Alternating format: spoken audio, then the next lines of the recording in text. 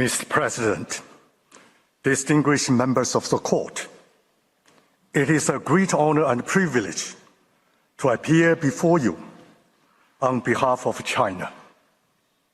For over half a century, Palestinians in the occupied territory has endured persistent suffering, with many communities dependent on humanitarian assistance for basic survival. Following the October 2023, the escalation of the Palestinian-Israeli conflict, even this basic lifeline has been severely threatened. With each new restriction and every law Israel enacts to block assistance, the situation grows more desperate in Gaza and throughout the occupied territories. We are witnessing an unprecedented humanitarian crisis, threatening to overwhelm an already suffering people. The suffering of Palestinian people touches the very heart of China. For 12 straight years, President Xi Jinping has sent messages to the UN Special Commemorative Meeting in observance of the International Day of Solidarity with the Palestinian people, expressing China's unwavering support for Palestine's just cause. China continues to provide humanitarian assistance to the Palestinian people, while also participating in broad international efforts to alleviate the humanitarian crisis and support post-conflict reconstruction in Gaza. President Xi puts it simply and powerfully. I quote, "The humanitarian cause is humanity's shared mission," end of quote. This principle guides China's position that the United Nations, as the cornerstone of multilateralism, should play both a central and unique role in leading and coordinating humanitarian assistance. As the stakeholders in this humanitarian mission, all states should work together to provide humanitarian assistance to the Palestinian people. Ultimately, the fundamental solution to the Palestinian question lies in the implementation of the two-state solution. This addresses the core of this conflict: Palestinian people's fundamental right to self-determination. At the same time, Israel's legitimate security concerns should be respected. China champions the parties to move forward each other and stands ready to work with the international community toward early realization of this vital goal. Two states living side by side in peace, their peoples sharing the benefits of friendly coexistence. China submitted its written statement to the Court in February 2025. Today, I will present China's view in three parts. First, the advisory jurisdiction of the Court. Second, Israel's obligations as the occupying power to the UN. Other international organizations and third states, namely third parties. Finally, Israel's obligations as a member state of the UN. China submits that the court has jurisdiction over questions requested by the General Assembly, and there's no compelling reason for the court to decline to exercise its jurisdiction. China supports the court's exercise of its advisory jurisdiction in accordance with international law. China hopes that the court will focus on the specific legal questions requested by the General Assembly, building upon its advisory opinion of the July 2024 to provide legal guidance on relevant issues. The guidance will serve to promote lasting peace, stability, and development in the Middle East. Moreover, it will safeguard international peace and security by upholding the authority of international law and advancing international justice and fairness. Mr. President, I now turn to the obligations of Israel as occupying power in relation to the third parties. Since 1967, Israel has been the occupied power of Palestinian territory, including the Gaza Strip, while Israel withdrew its physical military presence from Gaza in 2005.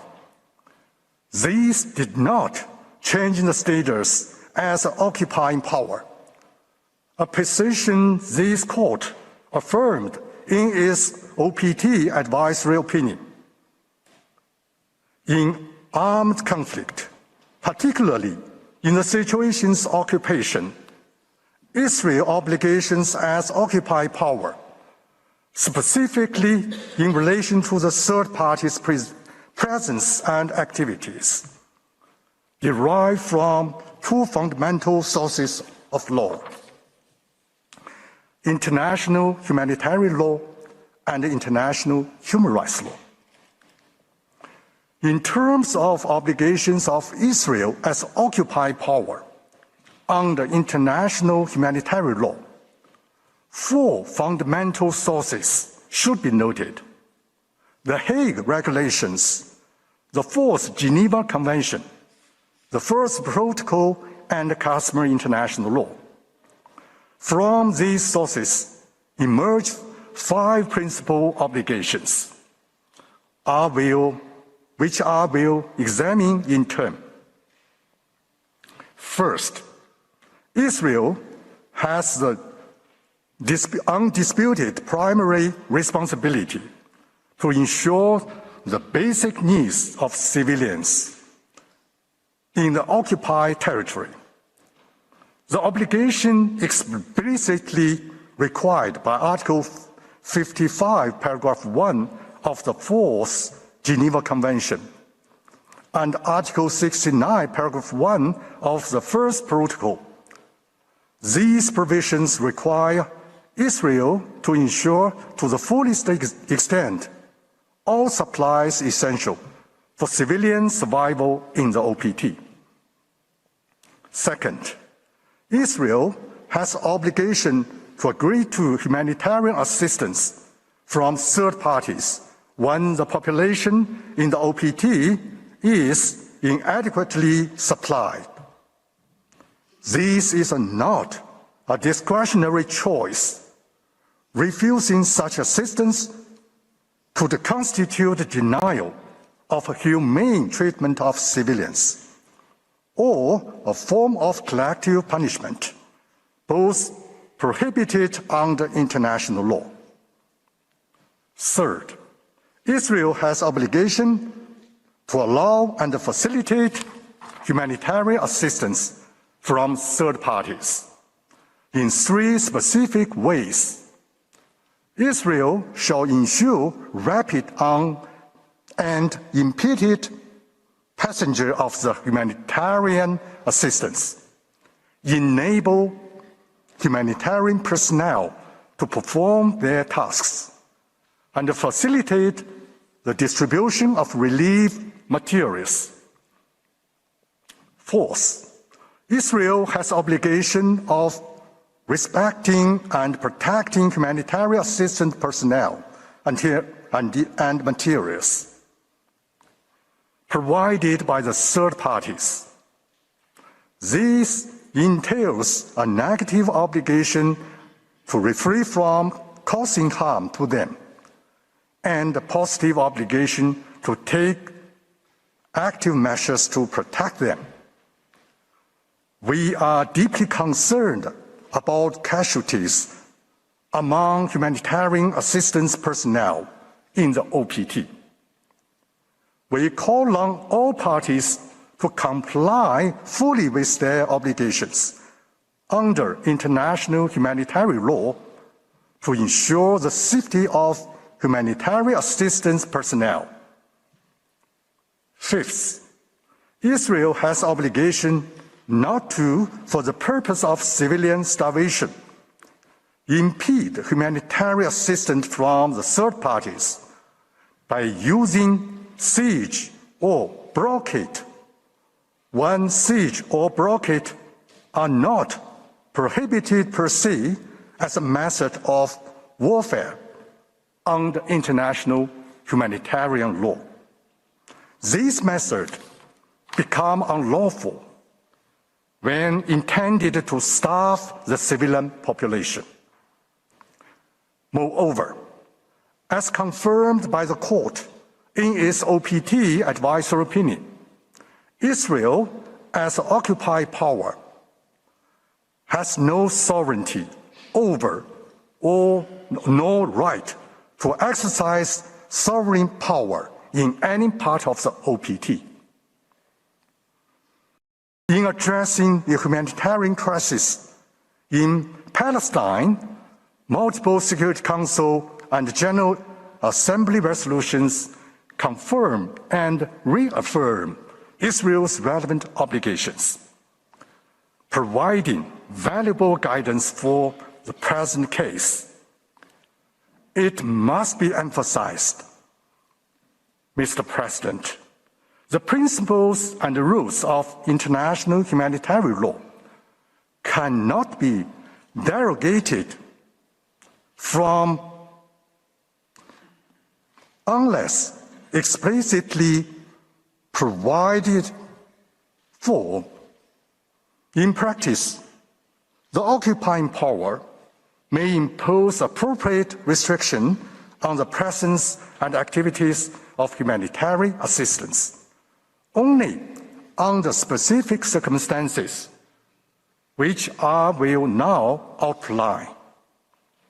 First, activity and movement of humanitarian personnel may be restricted only in the case of imperative military necessity. These restrictions face two critical limits. They cannot constitute a complete ban on humanitarian activities, and they must remain temporary, not permanent. Notably, these restrictions are not applicable to humanitarian materials. Second, specific humanitarian arrangements may be subject to temporary technical restriction based on the reasons of security. However, such restrictions cannot amount to either a denial of humanitarian assistance presence or a general prohibition on the access of the humanitarian assistance. Third, providers of humanitarian assistance may be subject to appropriate restrictions on their presence and activities. If they violate humanitarian principles of humanity, neutrality, impartiality, and independence. These restrictions must be based on sufficient legal grounds and factual evidence. and each case must be evaluated individually. When misconduct occurs, restrictions apply only to the specific individual involved, unless such conduct is proven attributable to the organization or state. As a matter of international humanitarian law, humanitarian assistance is based on two pillars: the occupying power primary responsibility and third parties humanitarian assistance. Unlike the occupied power primary role, the third party play subsidiary and complementary role. The rule applies only when two conditions are met. First, the civilian population's basic necessities are not adequately supplied. And second, the occupied powers has given its consent. Such assistance must adhere to humanitarian principles when respecting technical arrangement established by the occupied power under international law. China knows that. A few written statements assert that the occupying power has a broad discretion to accept or deny the presence and activities of the third parties that provide humanitarian assistance. However, international humanitarian law explicitly constrains such discretion by establishing two distinct obligations. In situation of occupation, the occupying power shall agree to humanitarian assistance from third parties. In situation of armed conflict other than occupation, humanitarian assistance from the third party shall be undertaken, and the parties to the conflict shall not arbitrarily withhold their consent.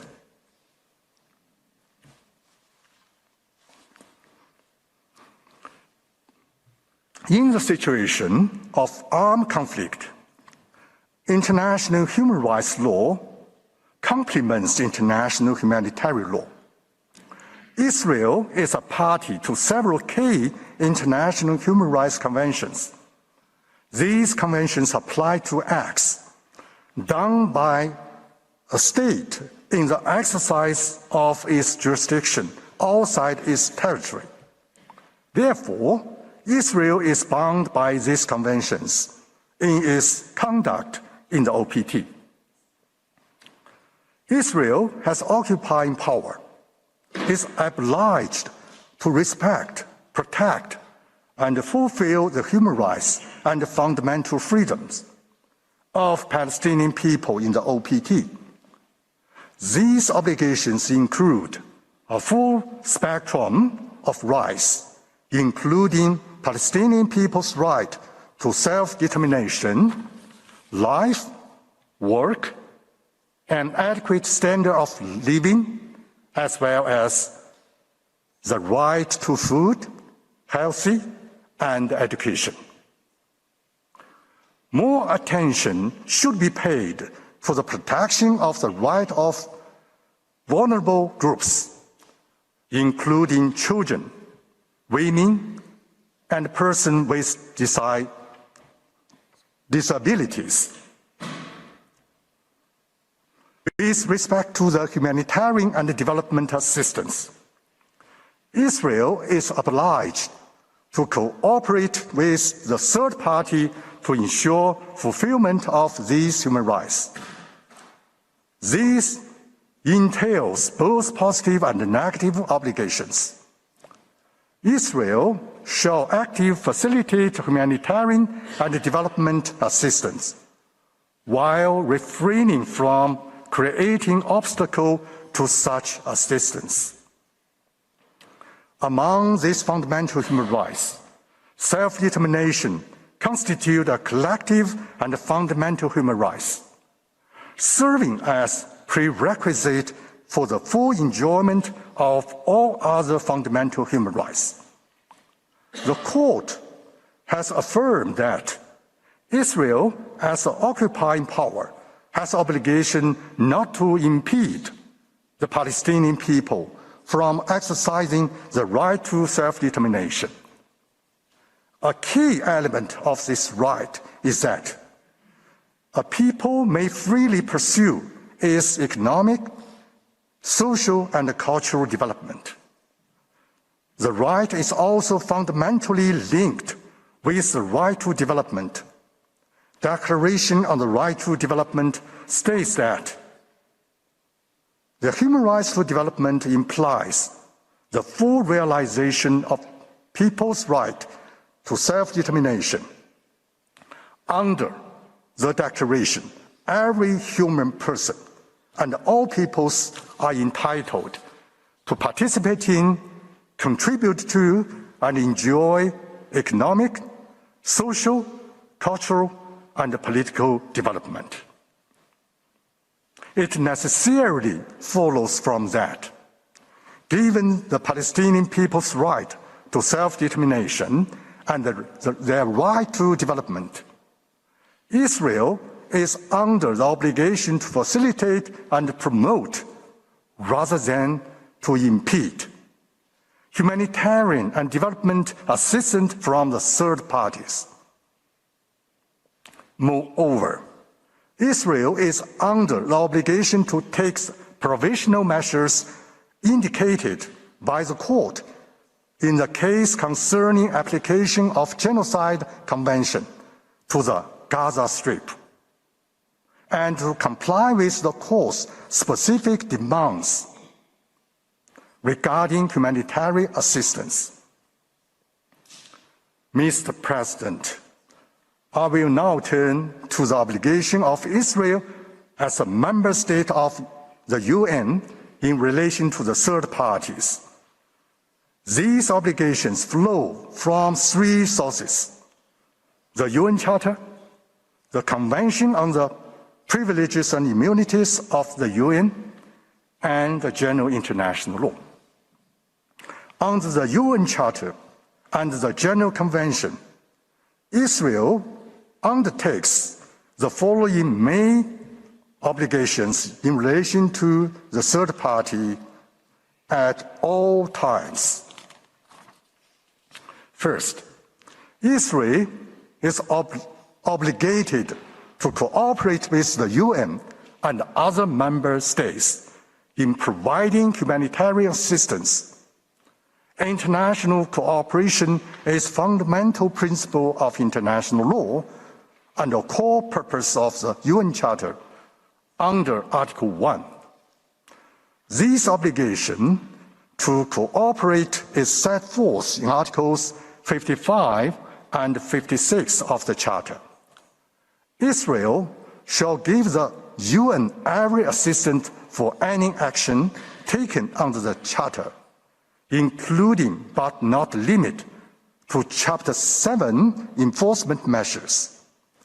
Israel shall fulfill in good faith its obligation to cooperate, to safeguard and facilitate the provisions of humanitarian assistance by the third parties in the OPT.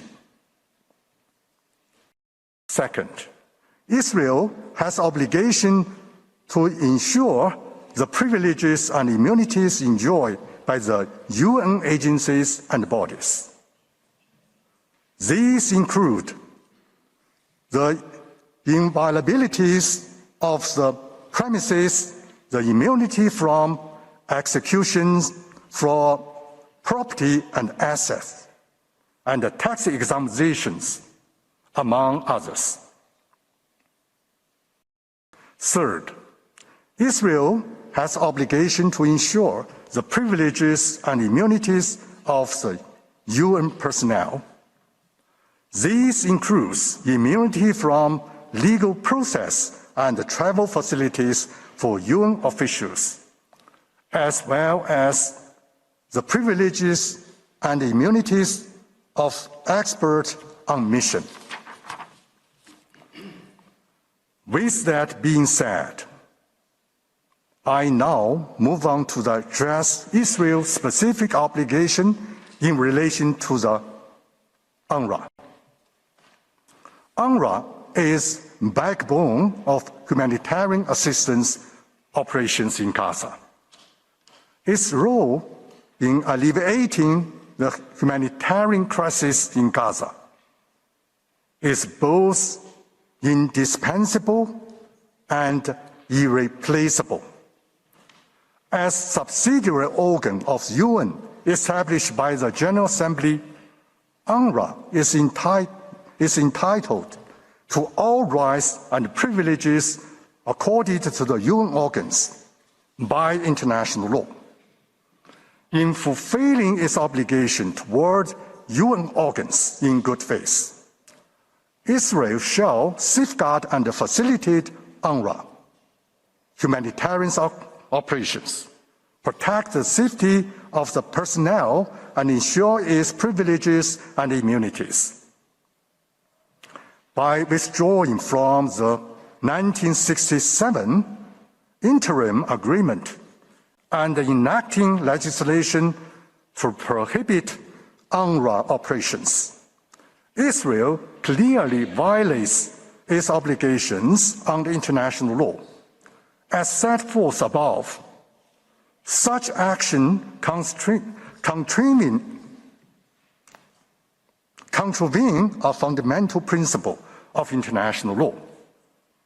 No state may invoke its internal law to justify non-compliance with the international obligations. While differences may exist regarding the implementation of the interim agreement, Israel is required to consult and negotiate with the UN in good faith to resolve these matters properly. With respect to Israel's obligation concerning UN peacekeeping operations and their personnel, I wish to make the following observations. The UN peacekeeping operations play a vital role in restoring and maintaining international peace and security. As subsidiary organs of the UN, these operations enjoy all privileges and immunities accorded to the UN. For the UN officials and experts on mission in peacekeeping operation, their privileges and immunities are guaranteed under the General Convention and the relevant international practices. Personnel serving in the national armed forces on their sending states, command and control are protected through status forces agreements between the host state and UN. Where no such agreement exists, customary international law provides these forces relevant immunity afforded to all state armed forces. The Security Council and the General Assembly have adopted a series of resolutions strengthening the importance of ensuring the privilege and immunities of UN, its agencies and bodies, and their personnel, as well as protecting the safety of UNRWA. UN peacekeeping operations and their personnel. These resolutions reiterated the international law obligation that Israel shall fulfill in good faith. As a final point, general international law imposes two obligations on Israel in relation to the third parties in the OPT. First, Israel shall respect sovereign immunity of states, immunity of state officials, and diplomatic and the consular privileges and immunities of third states. Second, Israel cannot exercise sovereign power in the OPT, including any attempt to prohibit UNRWA's presence and activity. Such sovereign powers rest exclusively with the Palestine.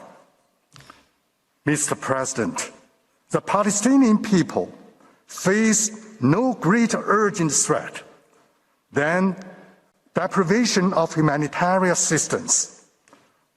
While the court advisory opinion of July 2024 still echoes. The reality of occupied Palestinian territory remains grim. Occupation continues, and the starvation persists. The desperate eyes of Gaza's children pierce our conscience with two burning questions. Will international law surrender to the brute force? Will the pillars of civilization yield before the law of jungle? China respectfully calls upon the court to issue an advisory opinion that upholds the integrity of international law and stirs the conscience of international community. Only by safeguarding fairness and justice through the rule of law can we build a community with a shared future for humankind. Mr. President, distinguished members of the court, that concludes China's statement. On behalf of Chinese delegation, I wish to thank you for your patient attention. I extend my appreciation to the registry and the staff for their kind support.